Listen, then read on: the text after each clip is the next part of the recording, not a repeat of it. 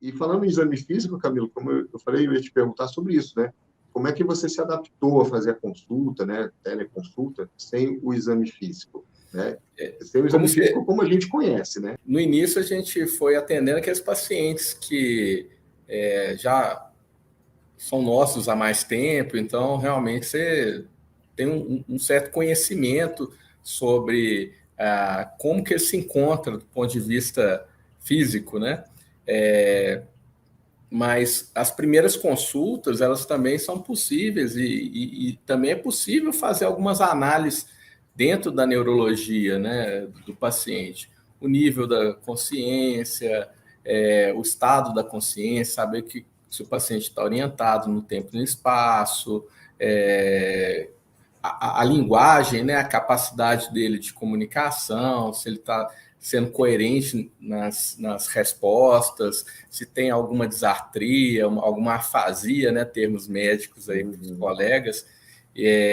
Alguns pares cranianos, por exemplo, são possíveis de ser analisados, a movimentação ocular, por exemplo, a mímica facial, déficit também pode ser analisado, uma paresia, uma plegia, marcha é uma coisa interessante que eu faz parte da minha rotina do exame neurológico na telemedicina, exame de marcha, e é uma informação, são informações muito ricas, e claro, precisa ter a ajuda do familiar que está presente à consulta, mas a marcha é uma coisa muito fácil de ser avaliada pela telemedicina, equilíbrio também, Romberg, né, aquele sinal clássico. Então, muita coisa é possível através da consulta de telemedicina.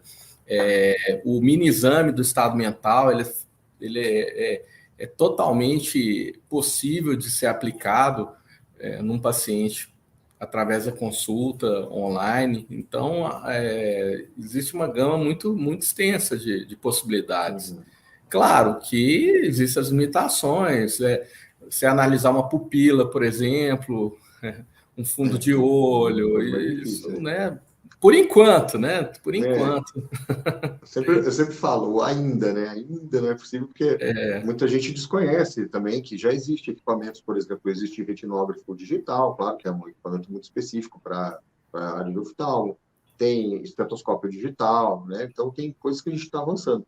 Existem aplicativos até para a questão do equilíbrio. Tem uma empresa brasileira que desenvolveu um aplicativo que a pessoa, né, fica com o aplicativo ligado, ela vai caminhar, fazer as coisas do dia a dia dela, e ele vai identificar também se ela tropeçou, porque tem aqueles pequenos tropeços, né, que a pessoa nem caiu, mas, né, dá aquelas travadas, né, e a gente sabe que algumas alterações iniciais de algumas doenças neurológicas, às vezes, é lá na marcha, bem discreto, né, o paciente que tropeça várias vezes, né, e tal, então... Tem aplicativos também que conseguem analisar tremor e... Tremor.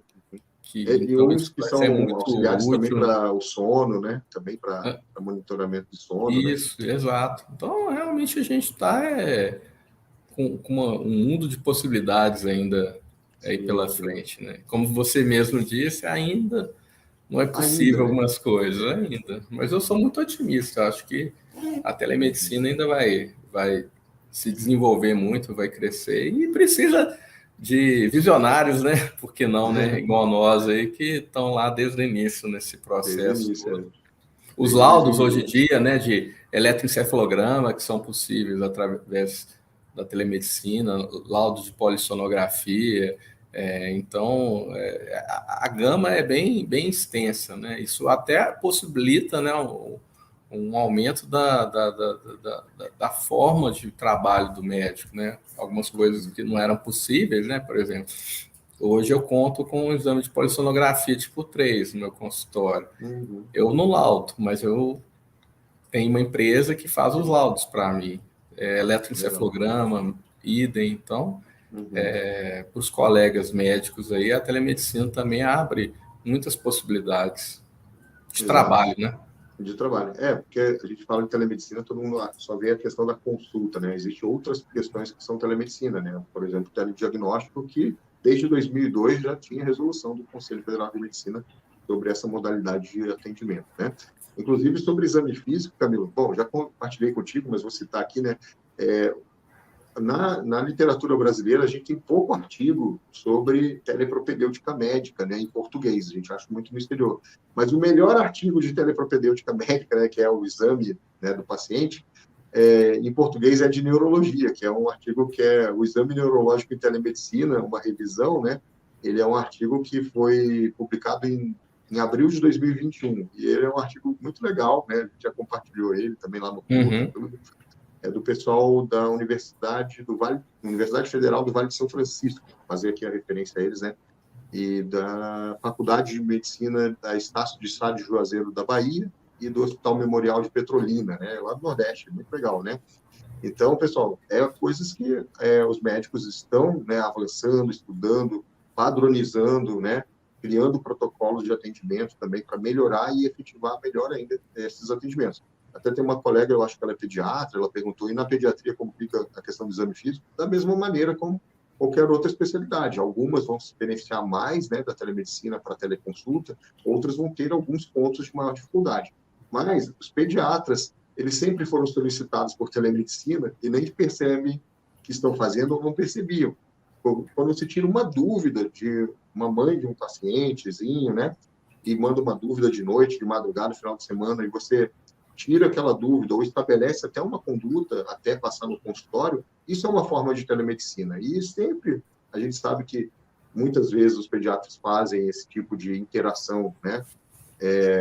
Então, hoje a gente tem a possibilidade de formalizar a telemedicina, né? Ter isso tudo numa ferramenta, né, com registro, né, do login do paciente no horário certo, registro do prontuário eletrônico, envio de receita eletrônica, tá? E, claro, sempre com bom senso, né? O médico vai decidir também se aquele caso é possível manejar ou não sem o exame físico completo ou parte dele. Porque tem muitas situações que, às vezes, olha, eu vou te orientar aqui e tal, você vai fazer tal coisa até procurar o atendimento presencial, né? Então, já ajuda muito o paciente. Eu sou da opinião que é melhor o paciente sempre ter acesso ao médico, seja presencial ou de forma remota, do que não ter nenhum acesso, né? Então, eu vejo com esse tipo de olhar, né? Eu sei que tem colegas que às vezes acham que não tem como, não precisa, né, tal. Mas você está se você faz uma orientação pelo WhatsApp, por exemplo, né? Meu filho está com febre, e você faz uma orientação, dá uma dipirona, dá um paracetamol, isso já é uma teleconsulta, um ato médico.